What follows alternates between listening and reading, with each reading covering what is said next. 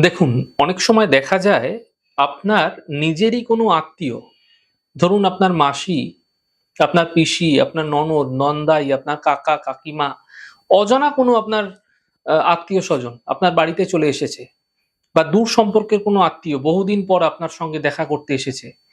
দেখা যায় আত্মীয় চলে যাওয়ার পরে আপনার ঘরে বা আপনার স্বামী-স্ত্রীদের মধ্যে, আপনাদের পরিবারের মানুষদের মধ্যে একটা ঝগড়া শুরু হয়ে যায়। বা নানা অশান্তি ঘরে লেগে থাকে। এমনটি একবার নয়, বারবার হয়। এর হাত থেকে আপনাদের বাঁচার জন্য আপনারা মূলর সাহায্য নিতে পারেন। কি করবেন? শুনে হয়তো আপনারা একটু অবাক হচ্ছেন। মূলো আপনারা মন্দিরে বা ব্রাহ্মণকে দান করুন। এই মূলো আজকাল বছরের অধিকাংশ সময়ই পাওয়া যায়। যদি আপনি এ ধরনের কোনো রকম অশান্তি লক্ষ্য করছেন, তাহলে মূলো কাউকে খেতে দিন বা গরিবকে দান করুন। সপ্তাহে যে মঙ্গলবারটি পড়বে অথবা যে শনিবারটি পড়বে, আপনার মন মতো যেকোনো একটি দিনও আপনারা করতে পারেন।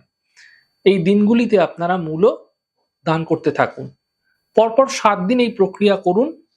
এতে গৃহে যে ঝঞ্ঝাট, অশান্তি ক্রমশ চলছে, কোনো আত্মীয়স্বজন চলে যাওয়ার পরে যে অশান্তি লেগে থাকে, সেগুলো দেখবেন দূর হতে আপনারা দেখতে পাবেন।